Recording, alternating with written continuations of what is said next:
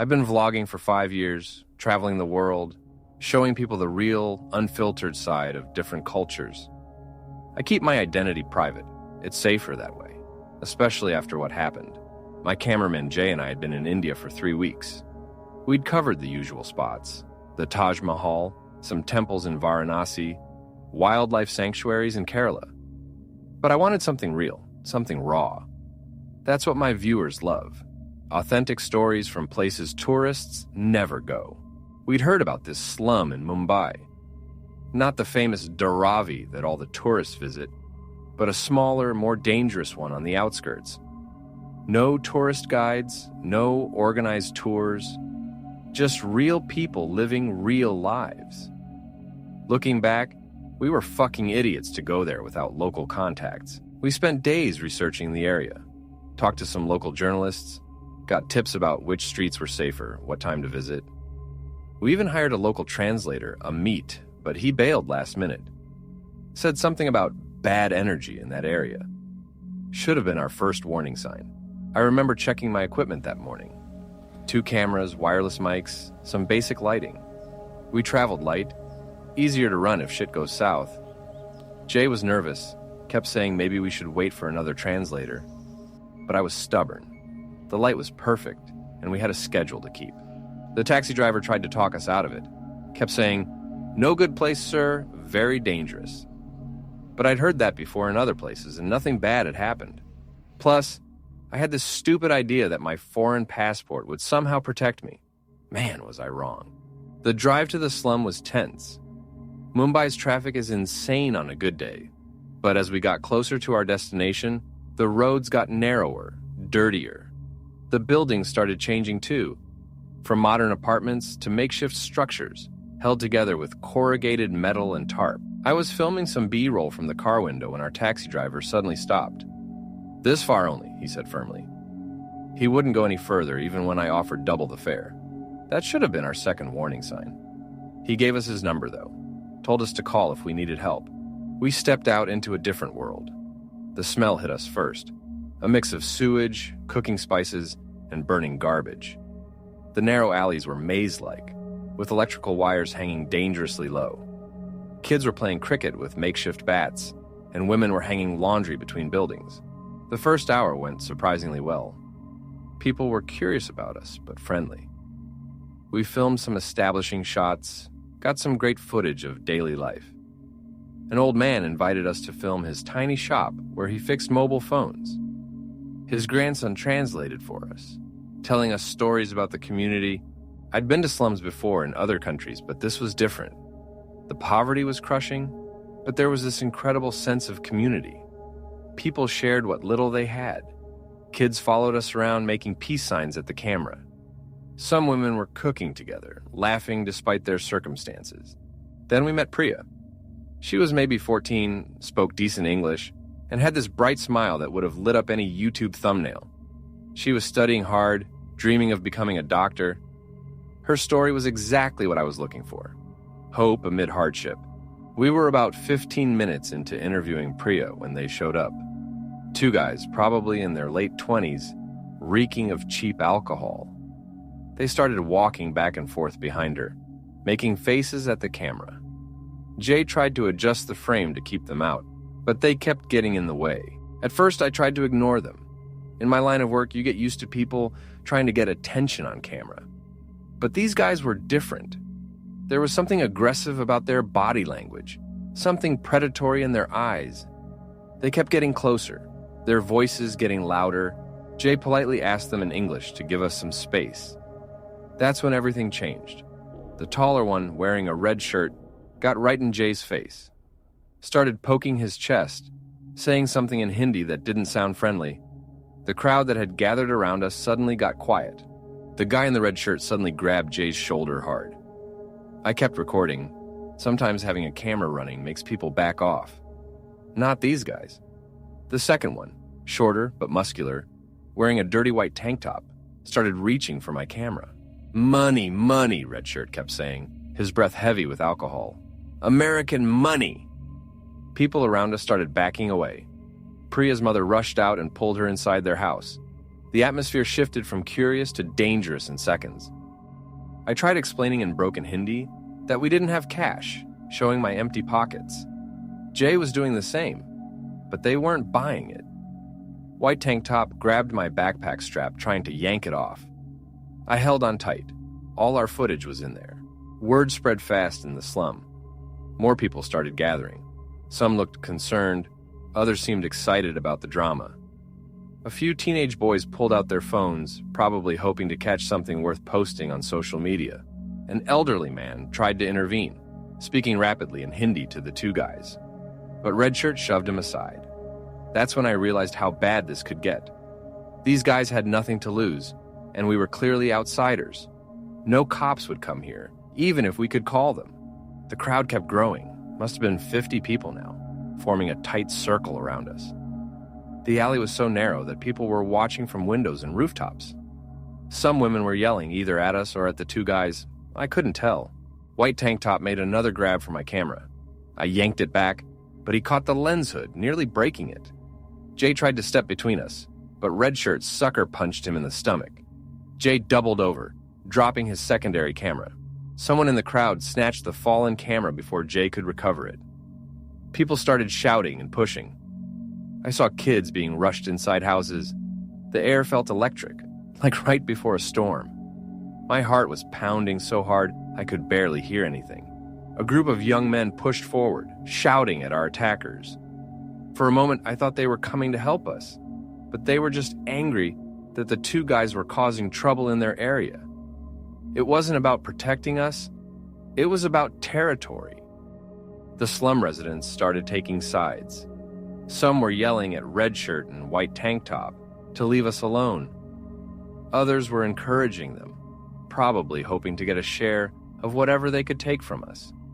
The alley became a chorus of competing voices. I kept the camera rolling, partly out of habit, partly because I thought it might protect us.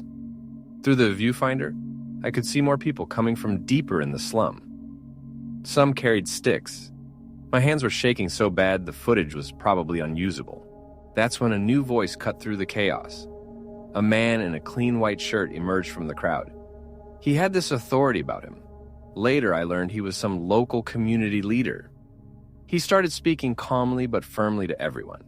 The man in white, let's call him Mr. K, spoke with this quiet authority that even made Redshirt and White Tank Top pause. But they were too drunk or too committed to back down completely. White Tank Top kept his hand on my backpack, while Redshirt started arguing with Mr. K. I couldn't understand the words, but the tone was clear. Mr. K was trying to defuse the situation, but Redshirt was getting more agitated. He kept pointing at us, then at his pocket, making the universal sign for money. The crowd was getting restless, shifting like a living thing. Suddenly, White Tank Top made one last grab for my camera, this time catching the strap around my neck. As I struggled to keep it, the strap tightened, nearly choking me. That's when all hell broke loose.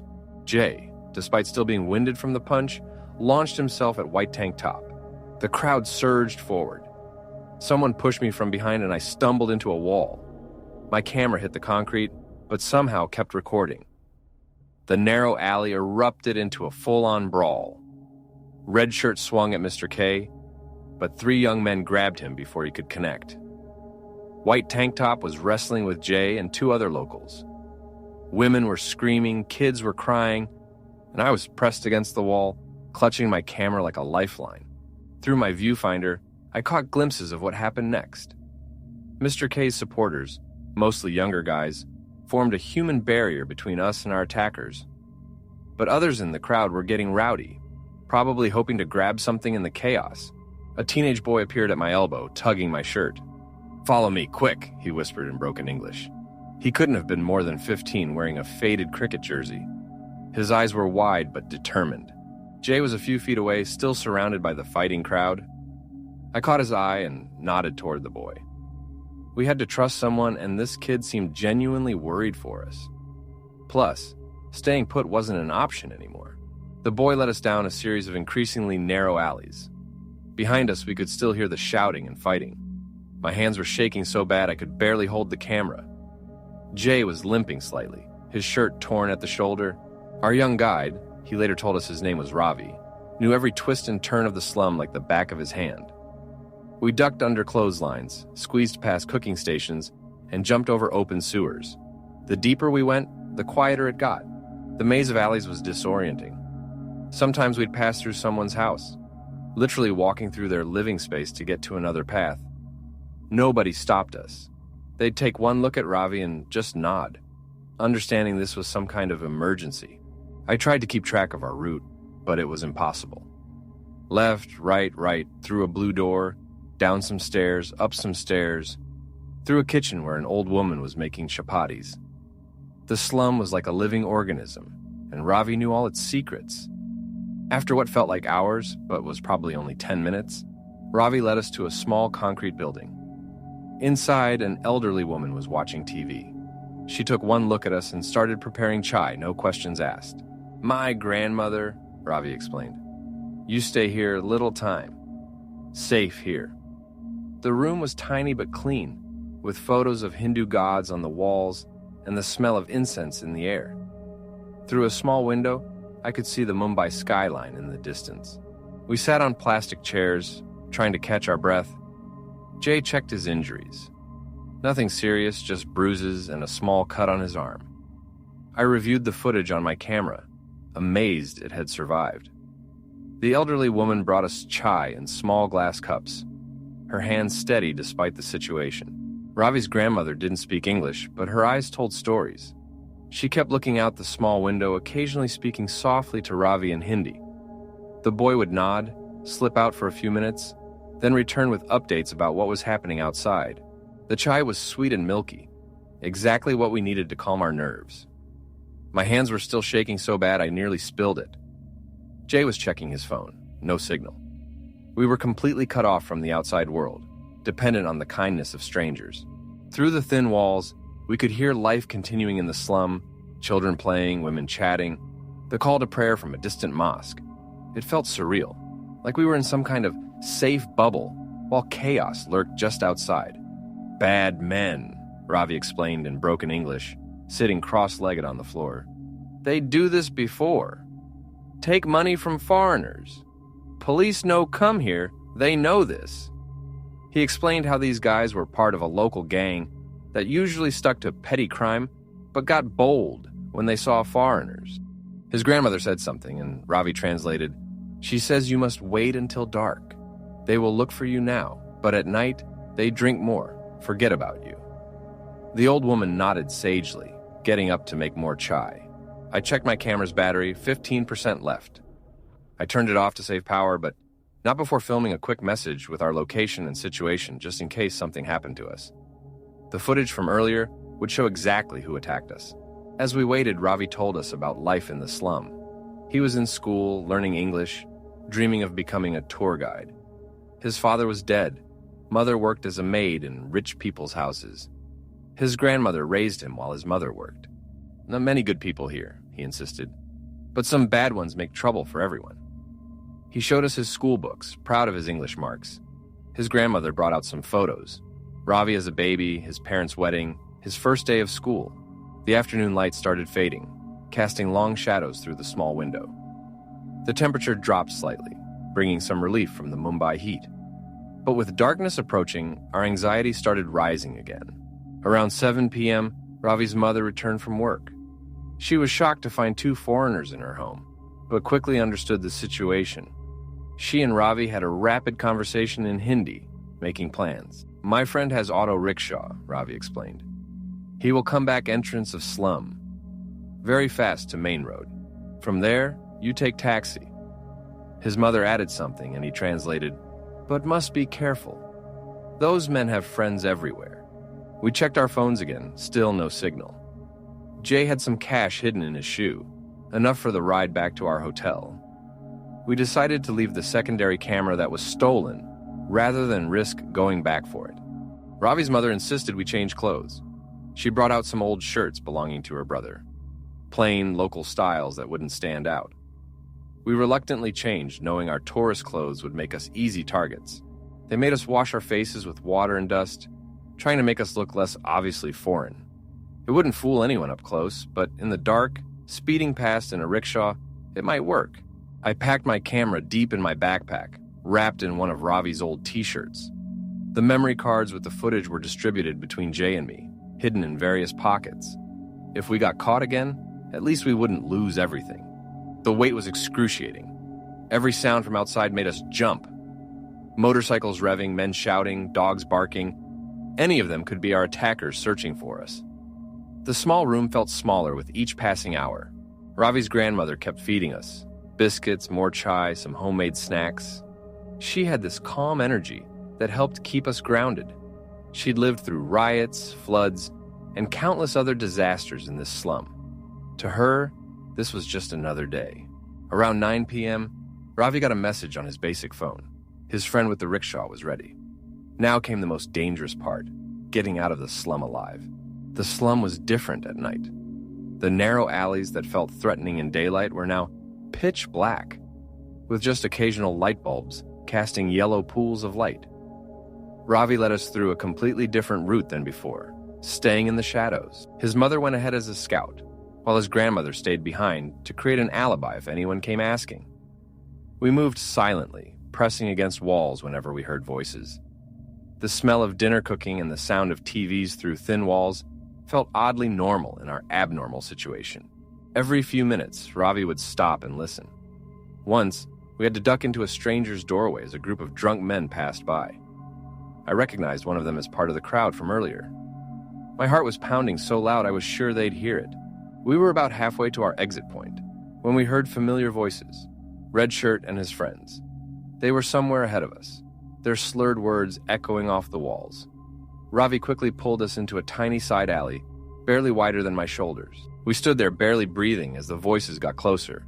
Through a crack between buildings, I could see them passing. Red Shirt had a bandage on his face now. Someone had gotten a good hit in during the fight. They were carrying bottles, obviously drunk. One of them stopped right near our hiding spot to piss against the wall. I could smell the alcohol on him. Jay was trembling next to me, either from fear or rage. One wrong move, one small sound, and we'd be discovered. After they passed, Ravi changed our route. "Not safe," he whispered. "They watch main exit. We go different way." His mother had disappeared ahead again, checking the new path. The detour took us deeper into the slum than planned. We crossed through what looked like a small factory where men were still working late, operating old sewing machines. They barely looked up as we passed. Then through a series of makeshift bridges between buildings, some just wooden planks laid across gaps. The new route was longer but quieter. We passed sleeping families in open doorways, cats hunting rats, and small shrines with flickering oil lamps. Every shadow could hide a threat, every sound could be an alarm. Ravi's phone buzzed, a message from his rickshaw friend. The original pickup point was being watched. They'd spotted some of Red Shirt's gang members hanging around, probably tipped off about our escape plan. We huddled in a dark corner while Ravi and his mother discussed alternatives in hushed Hindi. I checked my own phone, still no signal. We were completely dependent on these strangers who'd become our lifeline. Finally, they had a new plan. We'd exit through the slum's backside, near some abandoned factories. It would mean crossing an open area with little cover, but it was our best chance. The abandoned factory area was like something from a horror movie. Broken windows, rusted machinery, and the constant sound of metal creaking in the wind. Ravi's mother led us through a hole in a chain-link fence, careful to avoid the sharp edges. We could see the lights of the main road about 200 meters away. Between us and freedom was an open space, littered with construction debris and trash. No cover, no shadows to hide in. We'd have to sprint for it. Ravi's mother went first, casually walking across to check if anyone was watching. She reached the other side and waved, all clear. Now it was our turn. We'd have to go one at a time to avoid attracting attention. Jay went first, trying to walk casually but moving fast. His dark clothes helped him blend into the night. I watched him cross the open space, my heart in my throat. Every second felt like an hour. He made it to the other side, giving a subtle thumbs up. Ravi touched my arm. My turn. I gripped my backpack tight and started walking. The ground was uneven, covered in broken concrete and metal scraps. Every step crunched loudly in my ears.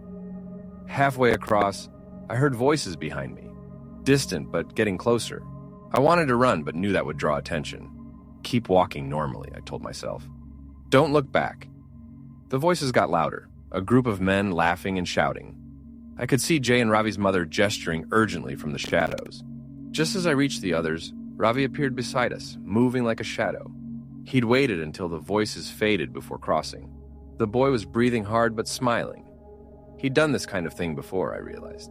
The rickshaw was waiting around the corner, engine running. The driver was young, probably Ravi's age, but he handled the vehicle with confidence. We quickly climbed in, Jay and I crouching low to avoid being seen. Ravi's mother hugged us quickly, whispering something that sounded like a blessing. Ravi shook our hands. "Go straight to hotel," he said. "Don't stop anywhere. Bad men have friends everywhere in this area."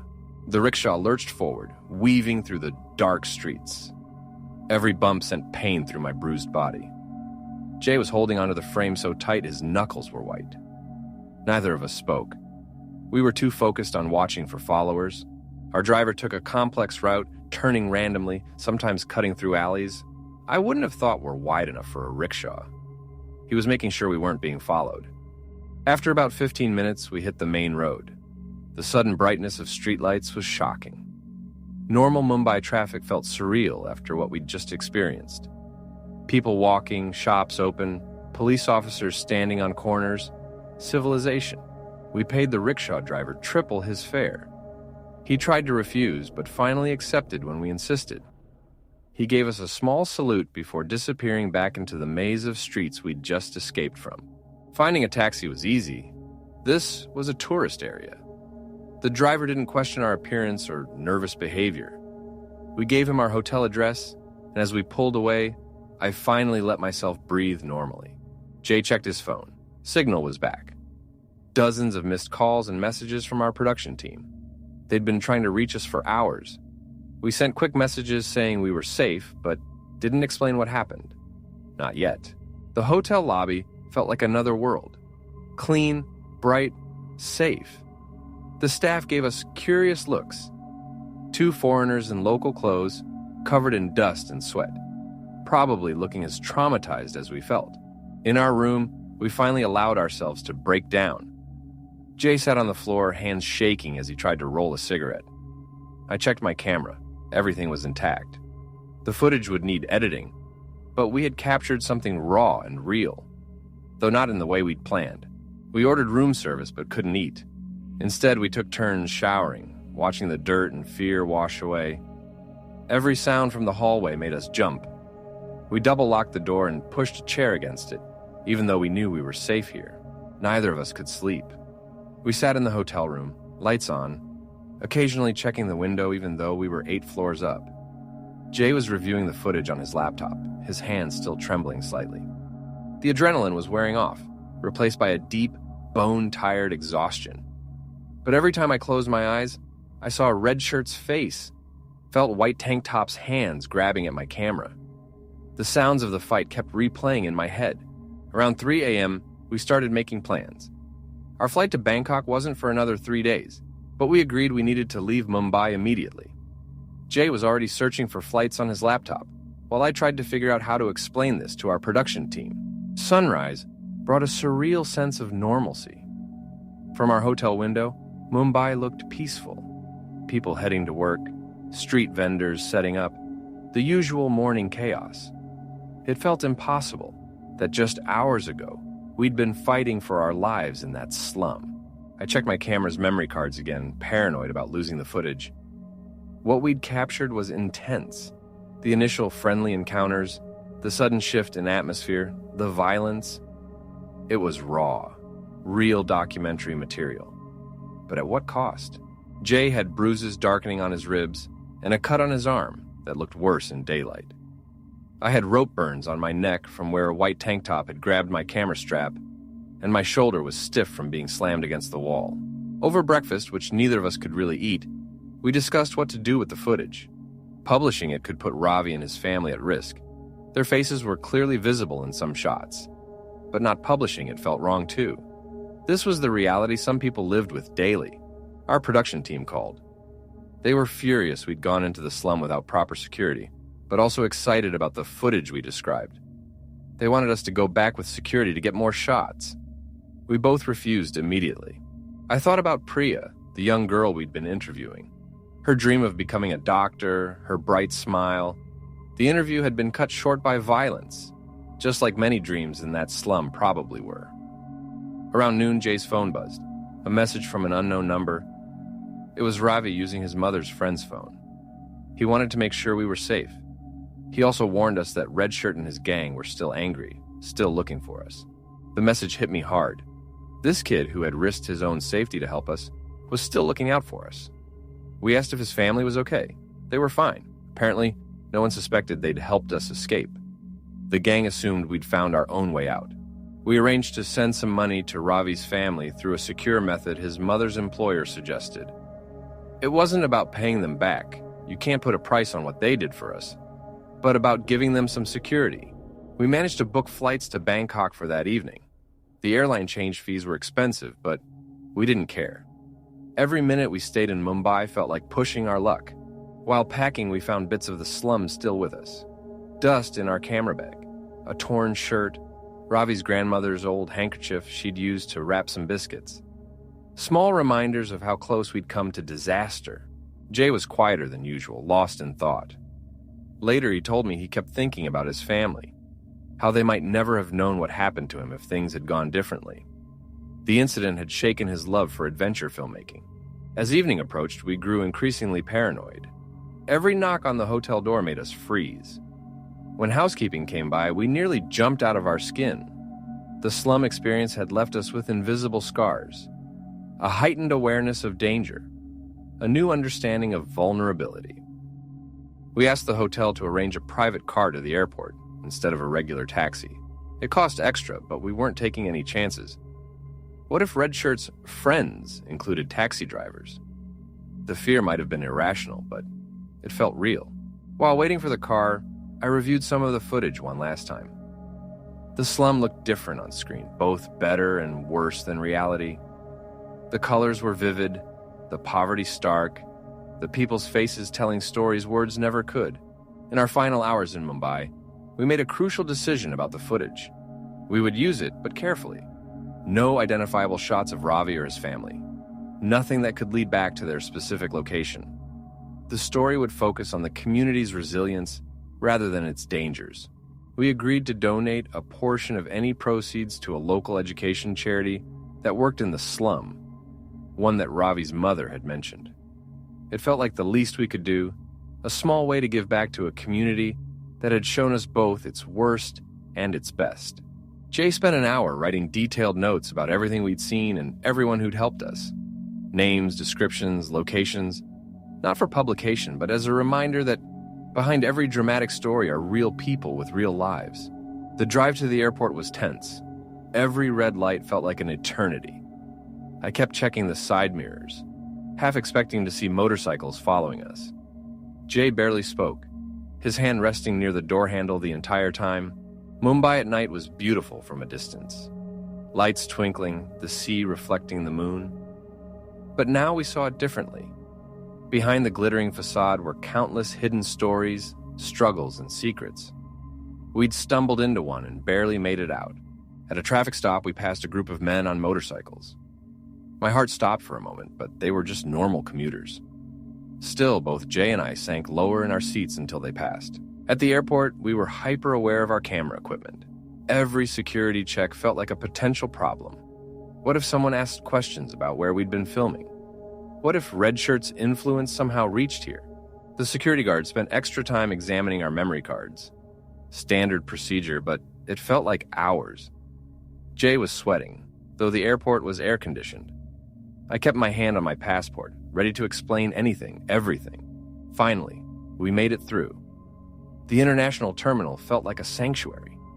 Here, surrounded by duty-free shops and tired travelers, the events of the past 24 hours seemed almost unreal.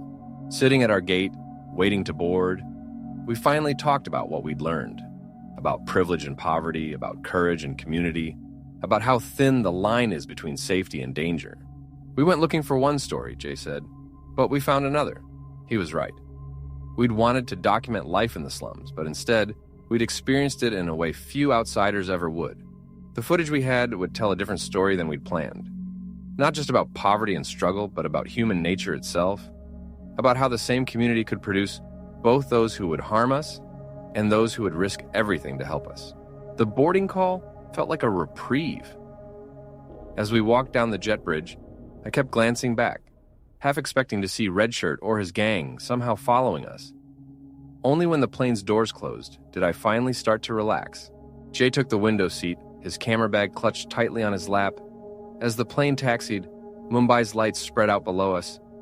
Somewhere in that glittering maze was the slum, Ravi and his family, Redshirt and his gang, all the characters in our unplanned drama. Neither of us spoke during takeoff. The roar of the engines filled the silence, and as Mumbai shrank beneath us, the weight of our experience began to sink in. We'd come for a story about poverty, but left with one about survival. Somewhere over the Bay of Bengal, Jay finally fell asleep. I couldn't. Instead, I started writing in my journal, trying to make sense of everything. The kindness of strangers, the thin line between safety and danger, the way fear can sharpen every detail into crystal clarity. I wrote about Ravi's grandmother, how she'd made chai with steady hands while chaos reigned outside, about the local kids who'd filmed the confrontation on their phones, their faces a mix of excitement and concern, about Mr. K, who'd tried to help despite the risk. The more I wrote, the more I realized how many small moments of humanity we'd witnessed. For every person who'd tried to harm us, there had been others who'd helped, often at great personal risk.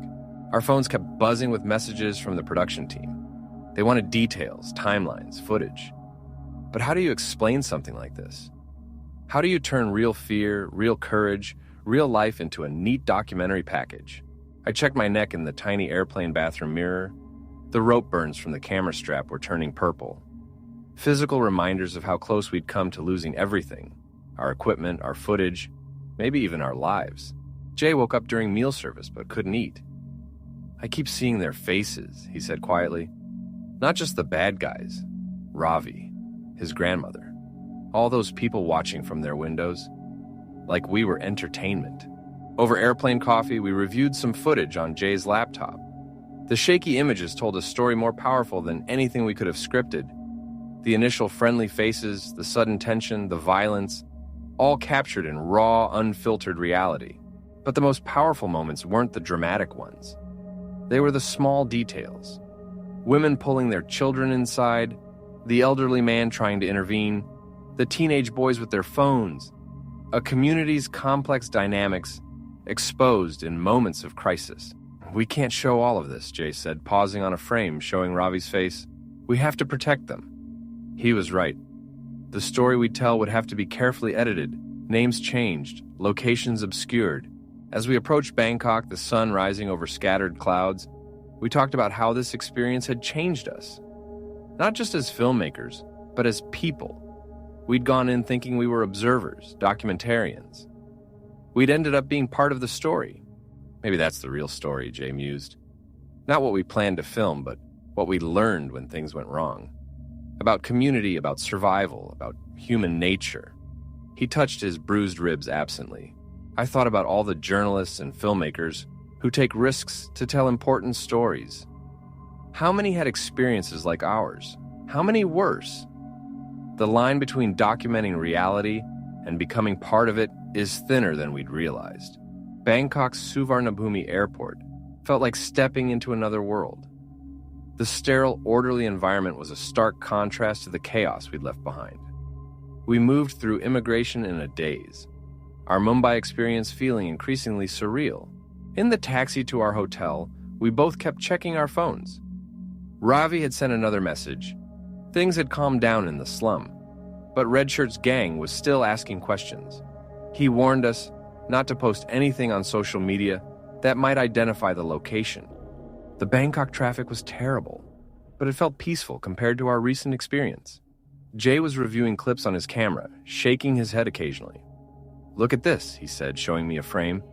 It captured the exact moment everything changed. The shift from welcome to threat visible in people's faces. Our Bangkok hotel room felt too quiet, too safe. We spread our equipment across the beds, checking everything thoroughly for the first time since our escape. The cameras had survived remarkably well, though one lens had a crack we hadn't noticed before. The memory cards became our most precious possession. We immediately made multiple backups, storing them in different places. Jay found some chai in the minibar, and we both stopped short, remembering Ravi's grandmother's steady hands. Small things kept triggering memories.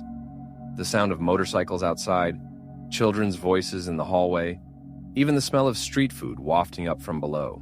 Our production team had arranged an emergency Zoom call. They were excited about the footage, but concerned about the legal and ethical implications. How could we tell this story without putting anyone at risk? How do we handle the violent content? We argued for protecting our sources. No identifiable shots of Ravi or his family, no specific location details. The focus should be on the community's resilience rather than its dangers. Some of the producers disagreed, wanting to play up the dramatic elements. "This isn't poverty porn," Jay snapped during the call. "These are real people who helped us at great personal risk. We owe them more than that." It was the first time I'd heard him raise his voice since Mumbai. After the call, we spent hours discussing ethics. Every frame of footage represented a choice. What to show, what to hide, how to tell the truth while protecting those who'd protected us. We decided to create two versions of the footage. One, heavily edited for public viewing, focusing on the community's daily life and resilience. The other, raw and complete, to be archived securely, perhaps for future historical record. That night, we both finally called our families. How do you explain to loved ones that you nearly died but were saved by strangers? How do you describe the mix of terror and gratitude, of violence and kindness? My mother could tell something was wrong from my voice, but I kept the details vague. Jay told his family he'd had some technical difficulties with filming. We were protecting our families too, we realized, just like Ravi had protected us. After the calls, we sat in silence on our respective beds, the Bangkok night alive outside our window. "We need to go back someday," Jay said suddenly. "Not to film, just to thank them properly." I nodded, knowing we would, but also knowing it would never be the same. The next few days in Bangkok became a blur of editing work. We'd set up a makeshift studio in our hotel room, reviewing footage hour after hour. Every clip brought back vivid memories. The smells, the sounds, the fear, the kindness. The footage before the attack showed a different world. Children playing cricket in narrow alleys, women cooking together, elderly men playing cards. There was poverty, yes, but also joy, community, life. These scenes felt precious now, knowing what came next. On our fourth day of editing, we finally found our story's heart. It wasn't in the violence or the escape, but in the small moments of humanity. The shopkeeper who tried to intervene, the young boys who created a distraction, the countless unnamed people who chose to help rather than harm. We restructured the documentary around these moments of choice, how people react when confronted with others in danger. The slum became a backdrop rather than the focus, poverty a context rather than the story. "This is what Ravi's grandmother would want," Jay said as we reviewed the new cut. "She didn't see us as victims or targets. She saw us as people who needed help." A week into editing, we had to make tough choices about what to include. The footage of our actual escape, running through dark alleys, hiding from searchlights, was dramatic but could expose Ravi's escape route. We cut it completely. The scene where Red Shirt's gang first confronted us was powerful but showed too many identifiable faces. We kept only fragments, focusing on hands, shadows, the tension in the air, rather than specific individuals. The story was in the atmosphere, not the personalities. Most painfully, we had to remove all traces of Ravi's family. Their kindness had saved our lives, but showing them could put them at risk. Instead, we used their actions as narration points, describing without showing, telling without exposing. We built the narrative around their inadvertent commentary, letting their wisdom guide our story. It felt right to have local voices leading the narrative, even if we'd captured them by chance. The audio editing brought new challenges. The natural sounds of the slum, children playing, prayers, cooking, life, had to be preserved. They were as much a part of the story as the visuals. but we had to carefully filter out any identifiable voices or names. The review forced us to confront questions we'd been avoiding. Did we have the right to tell this story? Were we exploiting a community's trauma for documentary purposes? How do you balance journalistic truth with human safety? As we neared completion of the edit, we received another message from Ravi. Things had settled in the slum. Red Shirt's gang had moved on to other troubles. Life had returned to normal, or what passed for normal there. But Ravi's message contained something else. Wisdom beyond his years. He wrote about how their community dealt with violence and danger as part of life, not as exceptional events. How they found strength in unity, in knowing who to trust, when to fight, and when to help. You tell story, he wrote in his broken English. But remember, this is our everyday, not just danger, not just poor. Is life, is home. His words became the documentary's closing thought, a reminder that what was extraordinary to us was ordinary to them. After 3 weeks of intense editing, we finally had our final cut. 2 hours had become 58 minutes. Every frame, every sound, every transition had been carefully considered. The result was different from anything either of us had made before. The documentary opened with morning sounds, chai vendors, children's laughter, prayers, before showing any images. When the visuals finally appeared, they revealed life in the slum through intimate details. Hands kneading dough, feet navigating narrow alleys, shadows on weathered walls. Our own story was woven through subtly, becoming part of the community's larger narrative rather than dominating it. The violence was there but muted, shown through reactions rather than actions. We screened the final cut for our production team via secure link. The room was silent during the viewing. No usual comments or suggestions. When it ended, there was a long pause before anyone spoke. "Now, this isn't what we expected," the executive producer finally said. "It's better. It's not about poverty or violence or even survival. It's about humanity." Others nodded. Even the team members who'd pushed for more sensational content were quiet. They approved it with minimal changes. The only debate was about the title. We finally settled on The Choice. Simple, direct, focusing on the decisions people make in moments of crisis. The first public screening was arranged at a small festival in Bangkok. We were nervous. This was the first time anyone outside our production team would see it. Would they understand what we were trying to convey? The audience response surprised us. They asked questions not about the danger or the poverty, but about the community's resilience.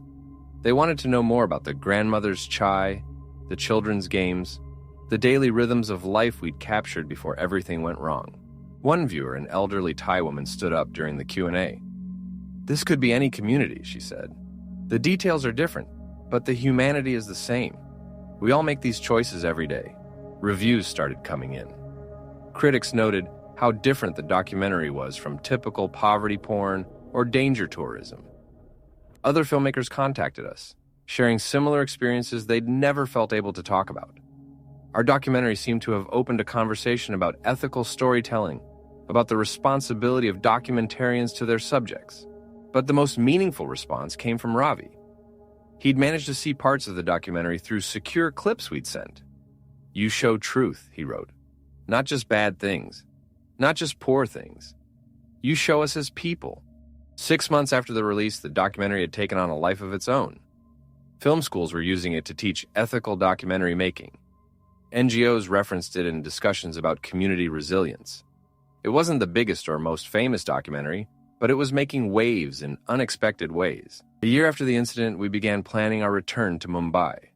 Not to film, we'd promised ourselves that, but to properly thank those who'd helped us. We worked through secure channels, using the networks we'd established, to ensure our visit wouldn't cause problems. Ravi's messages had become more detailed over time. He was in school now, the money we'd sent helping to pay for extra classes. His grandmother had become something of a local celebrity, though no one outside the immediate community knew why. We planned everything carefully. Different hotel, different time of year, no cameras. We would go as visitors, not filmmakers. The slum had given us our story. Now it was time to acknowledge that gift. The footage from Mumbai remained our most powerful work, not because of what we'd captured, but because of what it had taught us. Every frame reminded us that behind every story are real people, real lives, and real consequences. If you've watched this far into the video, please make sure to subscribe to our channel and like the video. It helps us a lot in making better content every day.